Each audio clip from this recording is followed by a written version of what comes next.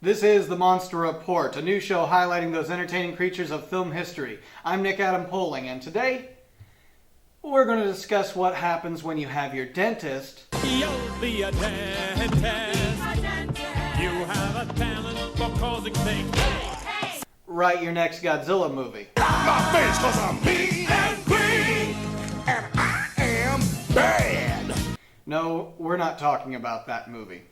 Today we're going to actually review the direct sequel to our last review show. See previous review on Godzilla 1985. Today we're going to look at Godzilla vs. Biollante here on The Monster Report.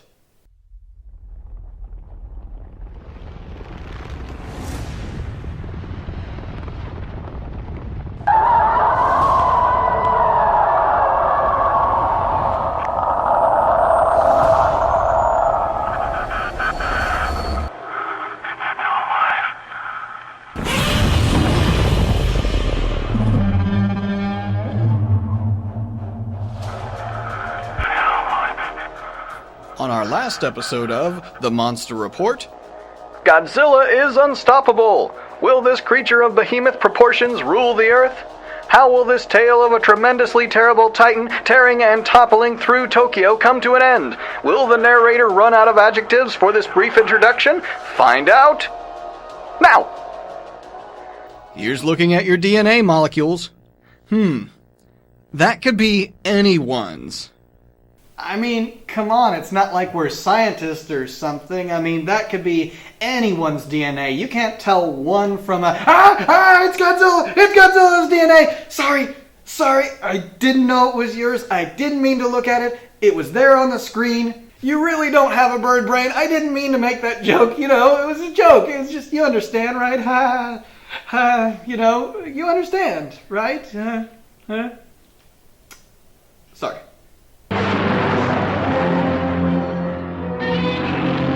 Godzilla has fallen into the crater of Mount Mihara. The lava discharged by the eruption has dragged the creature into the mouth of the volcano. Emergency precautions issued in the metropolis earlier have been called off, but the Nishi-Shinjuku area remains closed. While troops are salvaging the remains of Super X, examination of residual radiation and gathering of radioactive items has been undertaken. The city demolished by Godzilla looks more like a ghost town now. This city, built with the most modern technology, was destroyed in just one day. This is CCN reporter Susan Horn in Tokyo. Thank you so much. What fun. Now back to Funny Man Ted with today's joke of the day, and later, a weather report you won't want to miss. And there is a monster of a storm heading your way, New Jersey. Just a moment. What's that you say? You mean it's too early to make light of this? I mean, alright, I understand. I mean, it's only been a few years. But, how much time really needs to pass? A day? A week? I've been saving this bit a long time now. We see a group of hazmat suits gathering together skin fragments of Godzilla.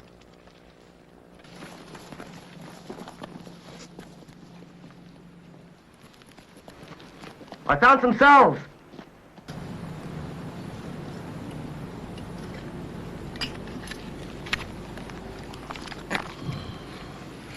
Okay, we've got a Godzilla cell. What other obvious facts do we need to vocalize? I'm not sure our audience knows what's going on here. They might be lost if we don't tell them absolutely everything. Great! Give that man a cookie, pronto! Good work, anonymous man. You, breathe in and out. You, go dig over there. Just then... Shake back, clear out of here! Run! The 80s are here to get us!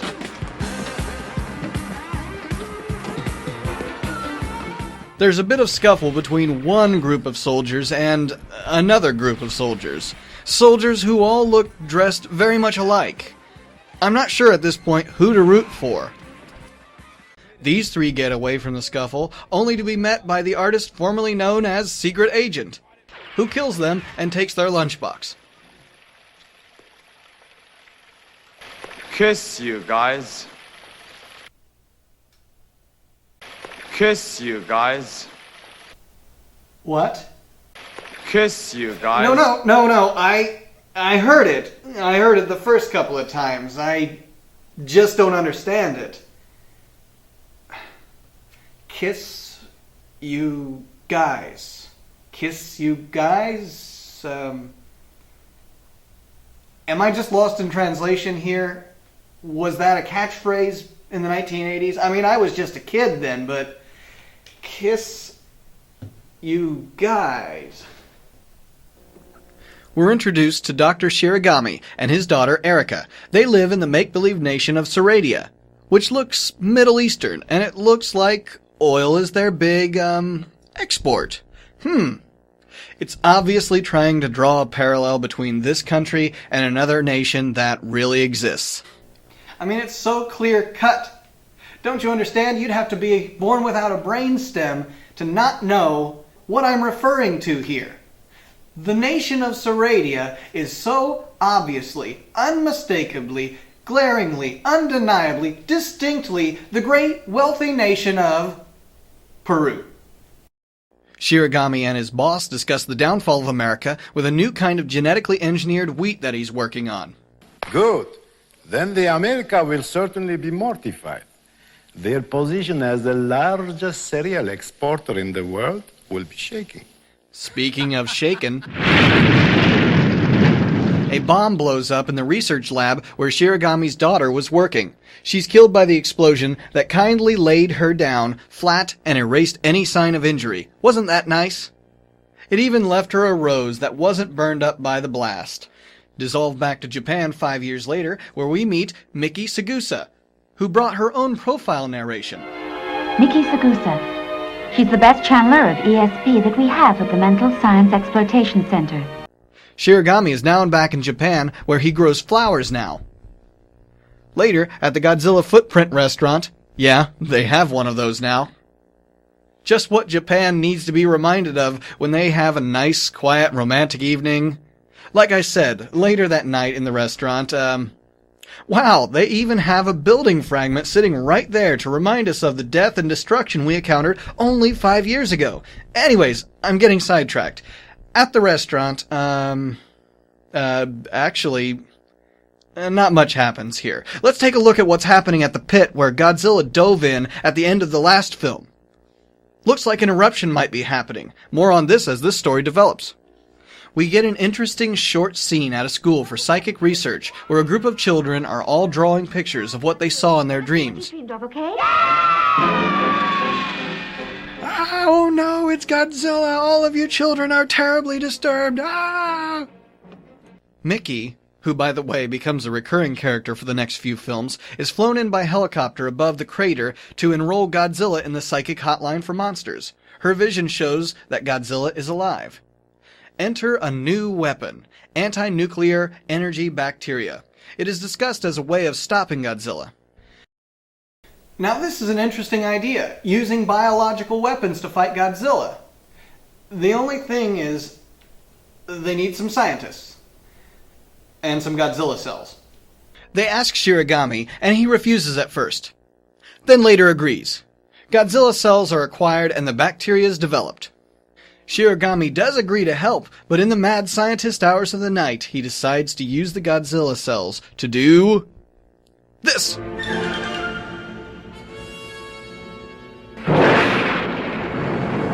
All that is missing is the maniacal laughter. Gee, I wonder what will happen when I mix those Godzilla cells with anything at all.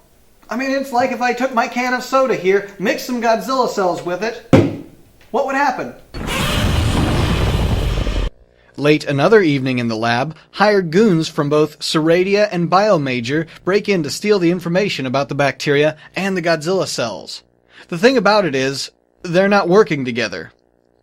Saradian Prince wrecks the party for Biomajor, and they have a shootout. Plus, they discover that they have mistakenly broken in to Mushnik's flower shop, because Audrey 2 wants them dead.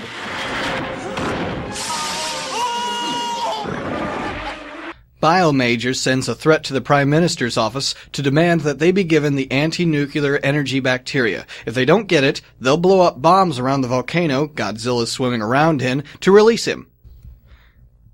They agree to give it to them without a fight.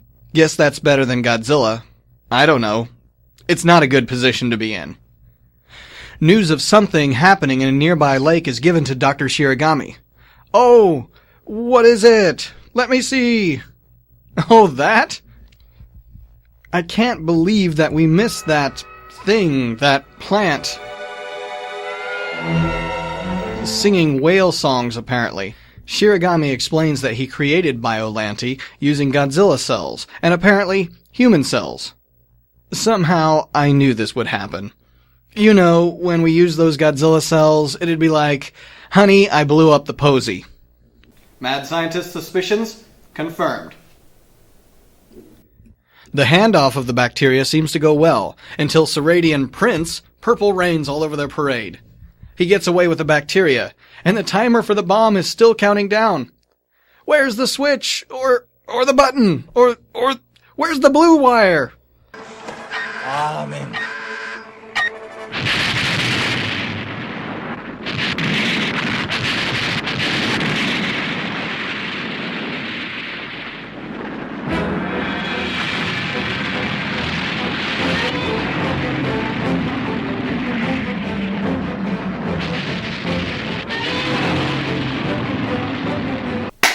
Yes!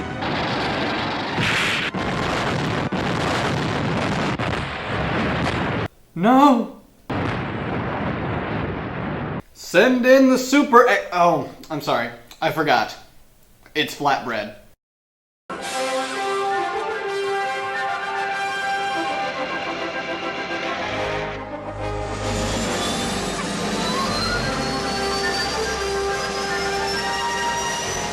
You're not serious. They made another one. Oh sure, since it worked out so well the first time. But this time it's different. This one flies without a crew, dives into water, and sports a flashy new diamond mirror to reflect Godzilla's atomic breath back at him. Back at the lake, Biollante begins to act up. Godzilla shows up to have a word or two with its plant, brother, sister, yeah. He doesn't wait around long to smell the roses. Godzilla's got important business to conduct. He heads to Osaka. Nobody panic! While in Osaka... Ooh, shameless advertising. Right there. Do you see it? In Osaka, the Super X is sent back in. But its mirrors are all melted and haven't been repaired yet, so they just launch missiles at Godzilla. The remote control operator tears right into him, like he's playing a video game.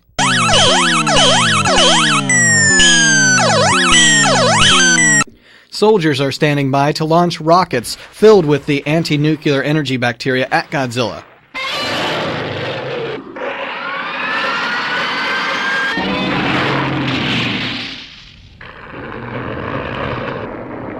Super X2 does what it does best.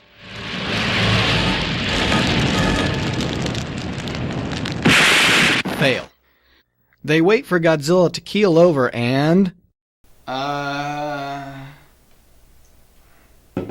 What is that drink? I mean, I need to know. I'm a sponge when it comes to shameless advertising in movies. Is it like a Mountain Dew or Japanese Crystal Pepsi? Someone out there, do the research on this. Find out what it is he's drinking right there. Leave a comment in the section below. Email me something. I must know, and I must have it. All distractions aside, they discover that the bacteria won't work because Godzilla is cold-blooded and he needs to warm up. They decide to attack him with lightning generators, because they have those, in order to heat up his body temp like a bean burrito in the microwave. They throw everything, including the kitchen sink, at him. What's this? Biollante is back, and mad! Now it's showdown time for these monsters. The final form of Biollante looks a lot like a crocodile. The overgrown plantigator spews green slime and tries to eat Godzilla whole. Not impressed with his botanical counterpart, the King of the Monsters finishes him off with his signature bad breath. That's about enough for Godzilla for one day. Biollante dies in a way that resembles a fairy tale. I can almost hear, "And they lived happily ever after." Aww. A portrait, I guess, of Dr. Shiragami's daughter ascends to, heaven, I assume. Did they even see that? Or was it just some sort of spiritual thing? I don't know. And quite possibly, the most surprising moment of this film happens here.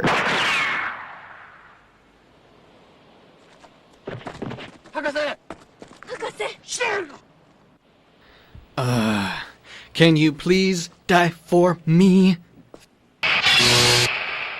Thank you. Even with that, this movie isn't ready to roll the credits. It has almost as many false endings as Return of the King, and that title is appropriate with this shot. Godzilla walks back into the ocean to rain terror again another day and in another movie. So what did I think of this one? Well, it has great monster action/destruction, and it takes some interesting risks. I think the Biollante suit is well thought out and very believable looking at times. I love how it changes over time so there's not just one form, much like the Thing from the 1982 John Carpenter film. I like the 85 Godzilla suit a little better than this one. I think they simplified the G-suit a little much in this film. It seems like more artificial in some shots. Now, on to the human story. This is where I have a bit of difficulty caring about some of the characters. It's not that they didn't try to flesh them out, I just think there are way too many of them. There's a lot of subplots going on in this film that we follow at times, and it's difficult to see where the loyalties of one character is to another.